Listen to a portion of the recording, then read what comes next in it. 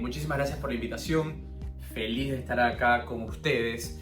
Esta charla va dirigida a los estudiantes que están siguiendo el Entrepreneurship Certificate en FIU, estudiantes que vienen desde Madrid a pasar 2 semanas aprendiendo del ecosistema de startups en Miami. Así que feliz de estar acá con ustedes. En esta presentación voy a conversar sobre los aspectos legales del Entrepreneurship en Miami. Me voy a enfocar mucho en Venture Capital, en compañías de tecnología y en compañías cross-border. Eso es lo que hago, eso es lo que mi estudio hace y creo que vamos a poder darles algunos insights bastante interesantes. Primero me voy a presentar a mi estudio, les voy a contar un poco de lo que hacemos y luego les contaré un poco de qué ha sucedido en el 2024 en el VC ecosystem o en el ecosistema de VC en Miami. Luego de eso, quiero conectar lo que ha sucedido en el ecosistema de VC en Miami y cómo esto se conecta a lo que está sucediendo en Latinoamérica. Porque van a ver que hay una conexión muy importante. Bueno, y después de eso vamos a obviamente comentar un poco sobre cuáles son esas consideraciones legales que tienes que tener en cuenta al emprender y emprender específicamente en tecnología en Miami o por lo general en cualquier parte de los Estados Unidos. Así que feliz de estar con ustedes. Como toda charla legal, obviamente, este legal disclaimer tiene que ir, si no me matan en el estudio. Nada de lo que se comenta acá es legal advice, ni puede ser tomado como tal, sino es una conversación de ciertos temas en particular. Les cuento un poco del estudio. PAG Law. PAG es un estudio boutique de 28 abogados entre Miami y New York. Tenemos el gusto de estar muy conectados con lo que sucede en el ecosistema de Venture Capital latinoamericano. Para que tengan una idea, año a año representamos alrededor de 100 founders o de 100 startups y estas compañías logran levantar entre 1.500 a 2.000 millones de dólares por año. Entonces nosotros hacemos rondas que van de Friends and Family muy pequeñas, 50, 100 mil dólares, 250 mil dólares, a rondas mucho más grandes, de 600, 700 millones de dólares, que son ya consideradas rondas de pre-IPO and everything in between. Entonces vemos mucho. También tenemos el gusto de representar a muchísimos de los fondos más activos invirtiendo en la región, invirtiendo en Venture Capital, invirtiendo en Private Equity y bueno, nuestra práctica también cuenta con un departamento de litigios muy robusto por si es que en algún momento lo necesitan. Yo específicamente, Mario Larrea, ecuatoriano de nacimiento, tengo acá en Estados Unidos ya muchísimos años. Mi práctica se enfoca en representar mucho a compañías de tecnología, a fondos y a familias invirtiendo su patrimonio en los Estados Unidos. Obviamente en Miami el real estate se mueve bastante, entonces cierta parte de mi práctica también conlleva representar a developers y a inversionistas en el sector de real estate. ¿Cómo terminé involucrado en el mundo de Venture Capital? Porque es un mundo bastante específico. Antes de estar en PAG, antes de ser abogado inclusive, yo trabajaba en el equipo de Government Relations para compañías como Uber y Lyft, como el Moffitt Cancer and Research Center. Y mi trabajo era velar por los intereses de estas compañías frente al gobierno estatal de la Florida en Tallahassee y frente al gobierno federal en Washington, D.C. Una experiencia espectacular. Me enamoré de lo que hacían las startups y eso que en ese momento obviamente trabajaba con compañías ya en una etapa muchísimo más grande. Luego fui a Law School. Mi sueño siempre fue ser abogado y en Law School me di cuenta que necesitaba volver a hacer algo relacionado a las startups, no solo estar estudiando día a día, porque la verdad es que la carrera del derecho es una carrera a tiempo completo cuando lo estás estudiando. Entonces, bueno, mezclé 2 pasiones que tenía, la comunicación y las startups. En ese entonces empecé The Network, un media company enfocado en el Venture Capital y las startups latinoamericanas, que empezó con un podcast, luego con newsletters, luego con contenido audiovisual y luego con eventos a lo largo y ancho de América Latina. También teníamos un grupo de ángeles inversionistas y eso me fue dando una gran pauta sobre qué estaba sucediendo en el mercado y pude mezclar las 2 cosas que disfrutaba muchísimo: la comunicación, el Venture Capital y luego el derecho. The Network creció muy rápidamente y tuvimos un gran run En el momento estamos pausados, no hemos sacado nuevos episodios, pero hemos llegado a 180 en total. Ahora sí, para lo que vinimos. ¿Por qué Miami y cómo Miami se ha posicionado como este hub tecnológico en los últimos años? Bueno, primero que nada, Miami tiene un antes y un después de la pandemia. No es noticia, porque ustedes están aquí y lo pueden ver, que esta es una ciudad espectacular. Clima espectacular, 365 días del año, gente de todas las nacionalidades, muchísimas compañías, muchísima vida nocturna. Entonces, obviamente no es tan difícil que la gente quiera mudarse a esta ciudad. Lo que sucedía antes es que no había el capital para invertir en compañías de tecnología en Miami. Eso cambió durante COVID, cuando estados un poco más restrictivos y no business friendly empujaron a muchos emprendedores a mudarse principalmente de California y Nueva York a Miami, por el gran labor que ha hecho el gobierno acá ya desde hace mucho tiempo de pintar a Florida como un lugar open for business, business friendly en cuanto a regulaciones, y bueno, Miami se ha visto bastante beneficiada por esto. Ahora, en temas ya más concretos, Miami tiene 0% de state tax y 0% de income tax, de city income tax. Esto, comparado con California y Nueva York, es una gran ventaja. Acá se pagan menos en impuestos y es una realidad. Para que tengan una idea, en los últimos años, más de 158 instituciones financieras como Thoma Bravo, como Citadel de Ken Griffin, han mostrado interés, y muchas de ellas ya están acá, de mudarse a Miami. Estas compañías que han mostrado el interés de mudarse a Miami con su capital manejan más de 993 mil millones de dólares en activos. Entonces, obviamente, cuando los asset allocators se mudan a un lugar, los emprendedores siguen, porque el emprendedor quiere estar donde está el capital, y también viceversa, no es el cuento del huevo o la gallina que vino primero. Entonces, eso ha ayudado muchísimo a Miami, a tal punto que hoy en día se posiciona como uno de los hubs top 10 de Venture Capital en Estados Unidos. Miami particularmente ocupa esta posición de un hub muy estratégico para latinoamericanos. Yo te diría que el who's who de Latinoamérica, entre instituciones financieras, family offices y grandes corporaciones, de alguna u otra manera quieren o deben tener una presencia en Miami. Esto obviamente ayuda muchísimo, y es así como hemos visto una migración de talento excepcional. Para que tengan más data acá, justamente en el 2024 se levantaron 2.000 millones de dólares en Venture Capital acá en Miami en 341 transacciones. Obviamente esto sí es una caída sustancial de lo que fue el 2022, que fue el boom post-COVID, donde se levantaron 6.3 mil millones de dólares en Miami. Ahora se está estabilizando el mercado, estamos volviendo a evaluaciones más reales, y bueno, hemos visto estos 2.000 millones de dólares levantados, con el Q4 de 2024 siendo el cuarto más fuerte del año pasado, donde se levantaron 587 millones de dólares por startups de Miami. Una estadística que es muy importante mencionar es que 1.400 multinacionales tienen su presencia en Miami. Esto es muy importante de mencionar. Para que vean un poco, estos son ciertos de los deals más importantes que han habido en Miami en este último año. Dover Group, una PropTech, levantó 100 millones de dólares en Serie B. Synchron levantó 100 millones de dólares en Serie A. Accumulator levantó 46 millones en un early stage deal muy bueno. Y bueno, Vultr, el AI Cloud Platform, levantó 333 millones en una valorización de 3.3 billones de dólares. Este fue el biggest deal of the year que vimos acá en Miami. Entonces hay capital acá, hay gente apostando por empresas que están construyendo en Miami, y eso es muy bueno. Ahora, ¿cómo leemos lo que está sucediendo en Latinoamérica en cuanto a Venture Capital y cómo esto afecta a Miami? En el 2021 el Venture Capital en Latinoamérica llegó a su techo. 16 mil millones de dólares fueron invertidos en Latinoamérica ese año, más que los 5 años anteriores combinados.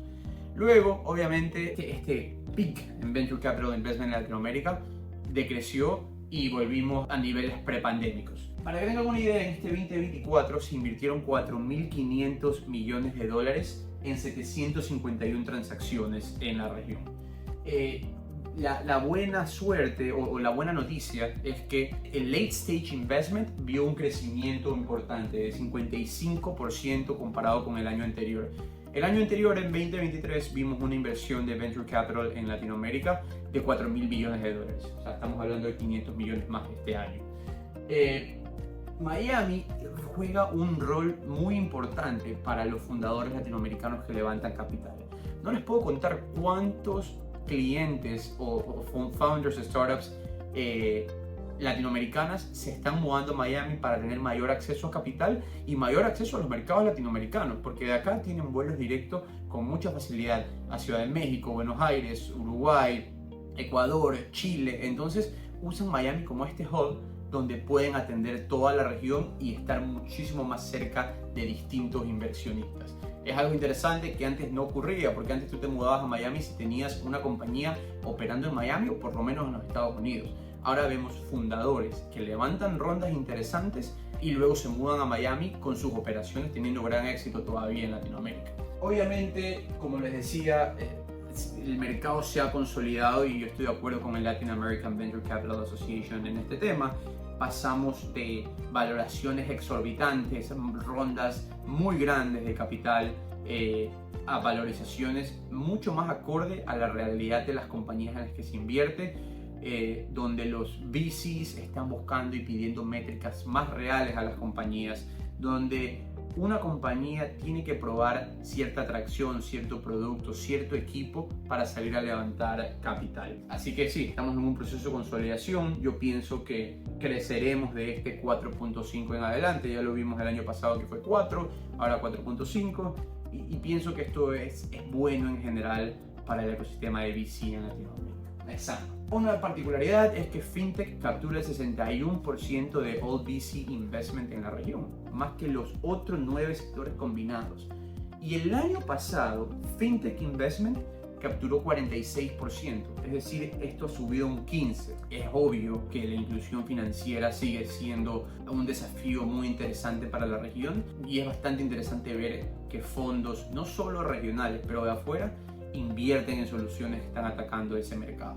Bueno, acá para que tengan una idea a qué me refiero con FinTech Investments en Latinoamérica, tenemos 21% es relacionado a pagos y remesas, 19% es relacionado a préstamos, 13% a gestión de finanzas, y así tenemos tecnología para instituciones financieras, gestión patrimonial y bueno, InsurTech también. Esto es una fuente, esto es del BID, del Banco Interamericano de Desarrollo. Este slide me gusta bastante. Acá pueden ver cómo el Venture Capital Investment ha ido cambiando año a año en Latinoamérica. Algo bueno que digo yo es number of deals y transacciones. Number of deals y montos invertidos. Por ejemplo, en el 2021, 16.000 millones de dólares en 971 transacciones. Luego, fast forward al 2024, si bien tenemos 4.5 mil millones de dólares invertidos, igual tenemos un número considerable de transacciones, 751. Lo que quiere decir que si bien hay menos capital siendo invertido, hay todavía bastantes transacciones sucediendo al early stage. Esto es bueno para los fundadores que empiezan compañías nuevas. Si bien late stage sufre un poco, early stage todavía se ve bastante resistente. Ahora, hablemos de los legal aspects of entrepreneurship en Miami y por qué cross-border structuring matters. El tema acá es que muchas startups que empiezan en Miami, y pongamos el ejemplo particular de ustedes, ¿no? Empiezan una compañía en España, les va muy bien en Madrid, les va muy bien en Barcelona, se expanden quizás a Portugal, se expanden por Europa y les llega el momento de levantar plata de inversionistas americanos. Hace unos años, Y Combinator, uno de los aceleradores de startups más prestigiosos del mundo, que ha invertido en compañías como Uber, como Airbnb, como Dropbox, sacó un reporte y dijo: nosotros solo vamos a invertir en compañías que están constituidas en Caimán, Delaware, Singapur o Canadá. Esto dictó la pauta para la estandarización del venture capital.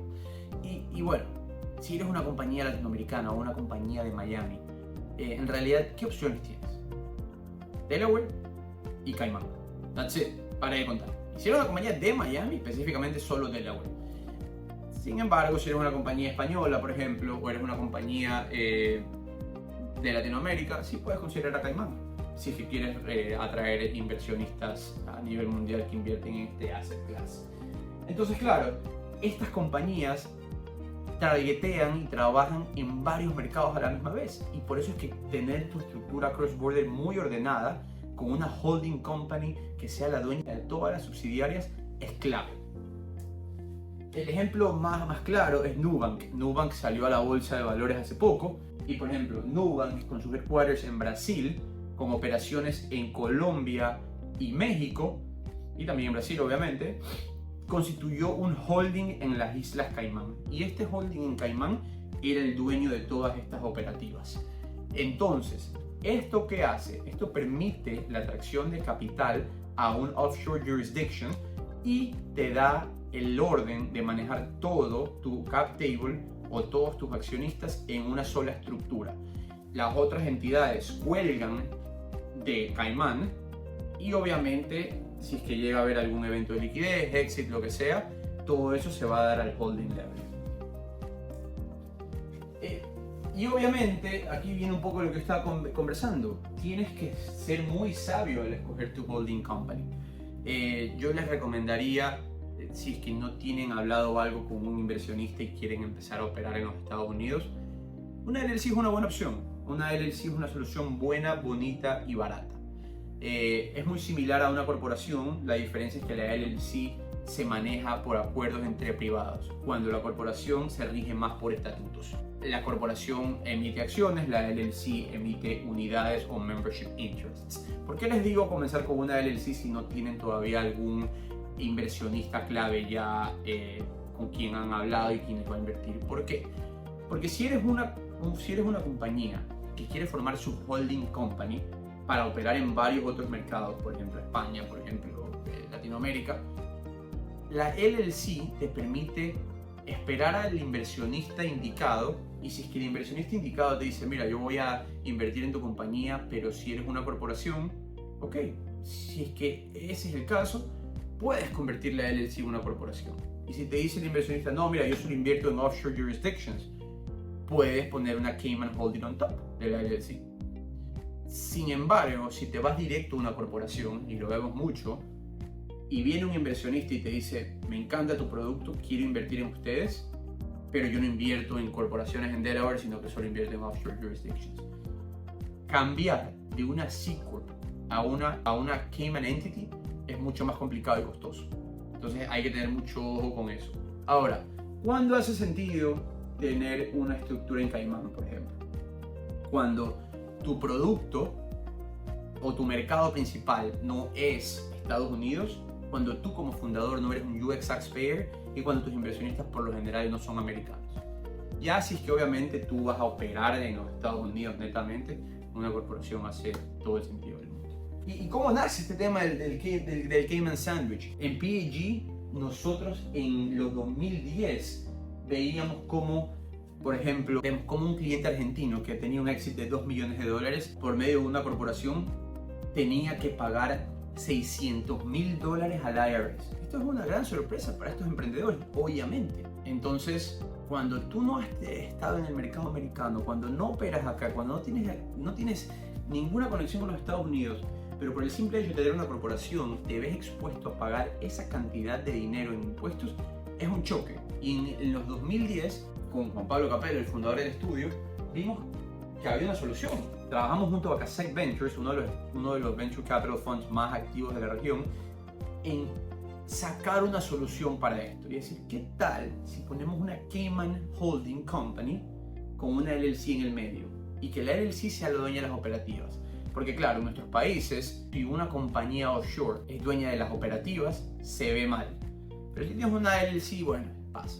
Y la LLC es transparente fiscalmente. Entonces todo lo que genera las entidades locales fluye a la LLC y de la LLC directo sin pagar impuestos a la Cayman Holding. Y en la Cayman Holding tú puedes distribuir el capital a los inversionistas y no tienes que pagar impuesto alguno. Entonces, gracias a eso pudimos convencer a Casec de que en una de sus rondas de inversión invierta de esta manera Y bueno, el éxito habla por sí solo, ya que el Cayman Sandwich Structure es una estructura bastante usada ahora. Empíricamente, yo les digo que sin contar a Brasil, el 75% de los emprendedores latinoamericanos todavía escogen Delaware como una opción y el 25% se van directo a Caimán. Obviamente incorporar en Caimán es un poco más caro y más engorroso. Sin embargo, en Brasil es 50-50, bastante marcado.